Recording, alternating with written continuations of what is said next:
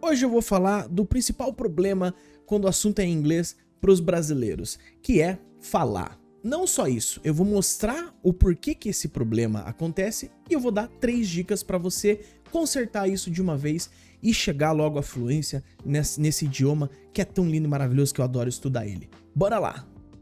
Hello everyone! Como é que vocês estão? Meu nome é André Pianaro e eu dou aula de inglês há mais de 8 anos. Nesse período eu já ensinei centenas de pessoas, desde o mais novo até o mais velho, várias aulas, várias turmas presenciais com um monte de aluno, turma particular, online, muita coisa. E tudo isso me serviu de experiência para eu falar sobre esse problema tão grande que é na hora de se expressar, na hora de falar. Então vamos lá.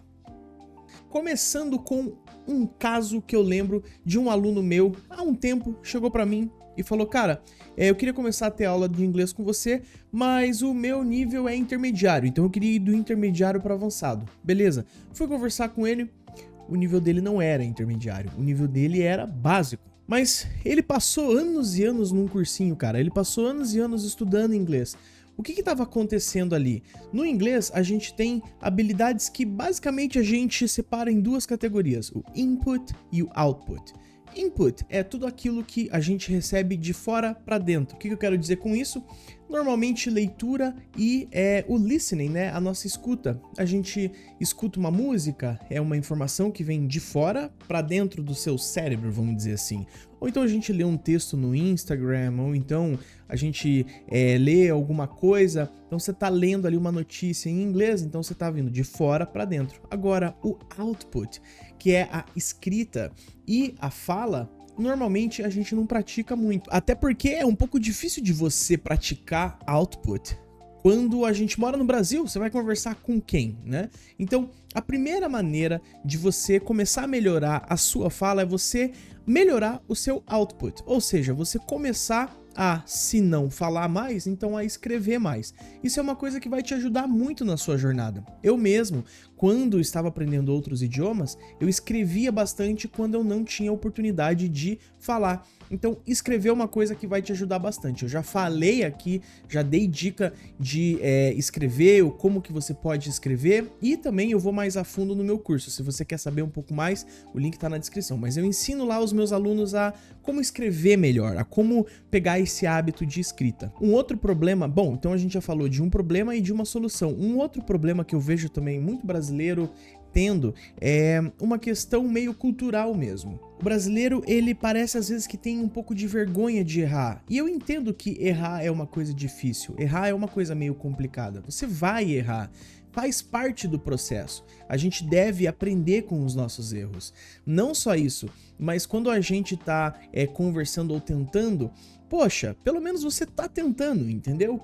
Então, isso meio que inibe um pouco as pessoas de falar. Coisa que, quando eu viajei pra Europa, eu tive esse prazer de viajar pra Europa, eu pude perceber que muitos dos europeus, seja, sei lá, francês, alemão, com quem eu conversei, eles meio que não tinham esse medo de errar. Eles erravam bastante, mas parece que eles tinham até um certo orgulho de ter aquele sotaque deles bem forte, bem carregado. Tipo, eu estou falando inglês com sotaque alemão porque eu sou alemão, sabe?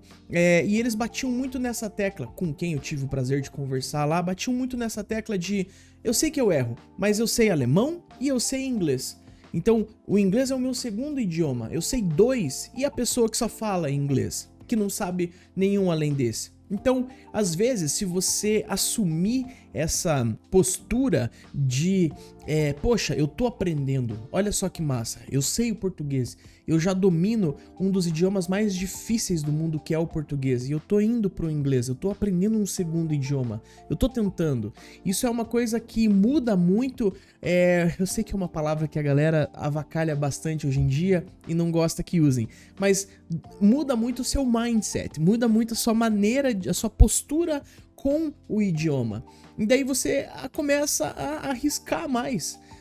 Tudo bem, se eu errar, pelo menos as pessoas vão entender que, pô, eu tô aprendendo inglês, entendeu? Então eu tô nesse processo. Aceite esse processo. Não tenha esse medo de errar. Às vezes é difícil da gente, né? Porque quando a gente erra, a gente é exposto ao erro. Então mostra ali para outra pessoa que a gente está conversando sua fraqueza, mostra, poxa, olha, esse cara não domina essa parte do idioma. Eu sei que às vezes em algum contexto, às vezes até mais profissional, numa entrevista de emprego, ou então numa apresentação para o seu chefe ali em inglês, ou para um cliente em inglês, isso é visto de uma maneira meio, né, complicada. Mas não tenha esse medo. Você tem que ter essa firmeza de falar, cara, eu estou aprendendo, eu estou dando o meu máximo, eu estou tentando, sabe? Então, quando eu vi essa postura do europeu de falar assim, eu quero ter esse sotaque, porque eu não quero que as pessoas enxerguem que eu falo um idioma, mais esse daqui, mais o inglês que eu tô aprendendo. Isso foi muito bonito. E também tem uma questão meio cultural, né? Batem muito no peito pra falar, eu sou francês, eu sou alemão. Eu acho que a gente também tem que bater no peito e falar, eu sou brasileiro. Então eu tenho sotaque de brasileiro e eu falo com esse sotaque, tá? Por quê? Porque eu aprendi o português, eu sei português. É um idioma muito difícil de aprender que eu já domino. E eu tô tentando dominar o próximo. Então, a dica principal é você não ter esse medo de errar. Quando você perde esse medo de errar, você automaticamente tá já arriscando mais na primeira dica que eu dei, que é, cara, tente, vai lá, faz o output, tenta falar com as pessoas. Se você tem a oportunidade de falar com alguém, tenta falar com alguém. Mesmo você tendo sotaque, vamos partir para a dica número 3, que é, pô, é meio complicado também você largar tudo, né? Então, tudo bem. Então é assim mesmo que eu vou falar e a outra pessoa que se vire para entender. Não, também não é assim. A gente tem que sempre buscar entender o melhor possível de como é dito aquela palavra, como é falada aquela palavra e a gente tentar reproduzir no nosso melhor, claro. Para isso, eu utilizo normalmente aplicativos como o Forvo, por exemplo, Forvo, que esse aplicativo, o Forvo, ele é bem interessante porque várias pessoas fizeram gravações daquela palavra e postaram lá no aplicativo. Então você vai ver vários sotaques pronunciando aquela palavra específica que você está procurando. Por exemplo, a palavra water. Eu mesmo pronuncio water, meio que puxando esse e o meu T é um pouquinho enrolado, né? Water. Já outras pessoas vão pronunciar um pouquinho diferente. Normalmente o britânico é um pouco mais fechado, um pouco mais water, né? Então é uma pronúncia diferente. Então é interessante você se expor para todas as pronúncias, assim. Você tem que meio que ver todas as pronúncias e tentar ali achar aquela que mais se encaixa, que mais faz sentido para você, em qual que é o sotaque que você tá, né, fazendo ali, que você tá seguindo, tá? Então usa um aplicativo como o Forvo para você meio que ver qual que é a pronúncia correta e tentar reproduzir aquilo que mais faz sentido para você. Essa é uma dica de ouro muito importante para quem está aprendendo a pronunciar novas palavras e para quem está aprendendo a se expressar melhor no inglês.